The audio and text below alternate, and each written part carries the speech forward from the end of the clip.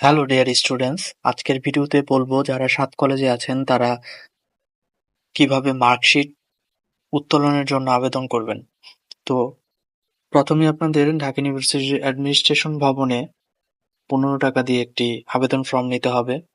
আবেদন ফর্মের মধ্যে আপনাদের এরকম একটি স্লিপ লাগানো থাকবে যেটির মূল্য হচ্ছে ৳১৫। এই আবেদন ফর্মটি সংগ্রহ করতে হলে আপনাকে ৳১৫ দিতে হবে ঢাকা ইউনিভার্সিটি অ্যাডমিনিস্ট্রেশন ভবনে গিয়ে। তো সেখানে এই ৳১৫ দেওয়ার পরে আপনাকে একটি ফর্ম দেওয়া হবে। সেই ফর্মটির মধ্যে আপনারা দেখতে পাবেন যে আপনি যেই তারিখে নিলেন সেই তারিখ উল্লেখ থাকবে, তারপরে উপরে লেখা থাকবে।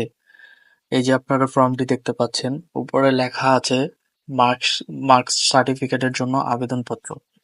তো এই আবেদনপত্রটি খুব ভালোভাবে, খুব যত্ন